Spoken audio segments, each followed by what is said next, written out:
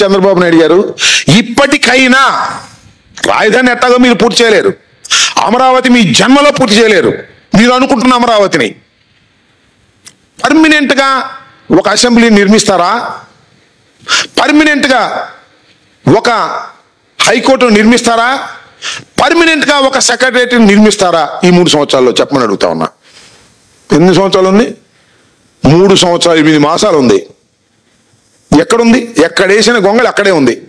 పాత సెక్రటేరియటే, తాత్కాలికమైన సెక్రటేరియటే, తాత్కాలికమైన హైకోర్టే, తాత్కాలికమైన శాసన మండలే, శాసనసభే. ఏది పర్మనెంట్? ఏది ఎక్కడుంది? అందుకనే మొన్న జగన్మోహన్ రెడ్డి గారు చెప్పింది కూడా, ఎందుకైనా ఇంత ఆయాసపడుతున్నావు, శుభ్రంగా ఈ 3 కలిసి ఇక్కడ కట్టేవయ్యా, ఒక 500 ఎకరాలు తీసుకుంటే కట్టి అయిపోతుంది అని చెప్పాము. 1,00,000 కోట్ల ఏందండి? నాకు అర్థం కాలేదు. ఉన్న మెడికల్ కాలేజ్ అమ్ముతావా? 1,00,000 కోట్లు పెట్టి కడతావా? 5,000 కోట్లతో పూర్తి చేయలేవు నువ్వు. ఏమిటి అన్నీ కూడా ఒక మోసపూరితమైనటువంటి మాటలు మాట్లాడి, మేము ఏ టర్మ్ తీసుకున్నామో జే టర్మ్ తీసుకున్నామో ఏం జరిగిద్దో మీరు చూస్తారు రాబోయే కాలంలో. ఇవాళ అవ్వలేదుగా, ఇంకా 3.5 సంవత్సరాలు ఉంది వాళ్ళ పరిపాలన. ఇప్పటికీ నేను అడుగుతా ఉన్నా, మీరు మళ్ళా అధికారంలోకి వస్తే ఏం చేస్తారనే ప్రశ్న చంద్రబాబు నాయుడికి వస్తుంది, లోకేష్కి వస్తుంది, మేధావులకి వస్తుంది. దాన్ని బట్టి అర్థం ఏది, మేము అధికారంలోకి రాబోతున్నామని. అది దీని కంక్లూజన్. జనసేన ఎవరు ఆరోపించారు?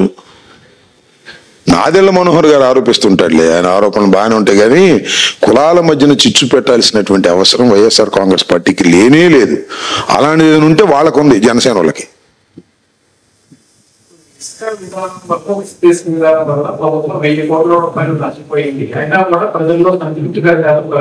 దీని గురించి ఇసుక ఉచితంగా మీకు ఏమైనా ఉచితం వస్తుందా? ఇసుక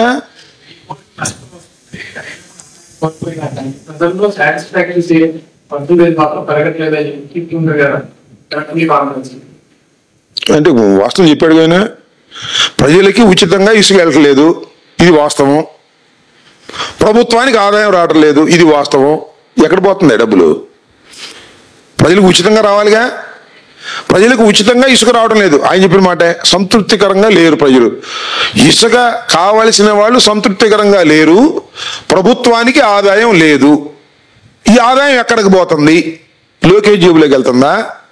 తెలుగుదేశం ఎమ్మెల్యేల జేబులోకి వెళ్తుందా? ఎక్కడికి వెళ్తుంది చెప్పండి చంద్రబాబు నాయుడు గారిని.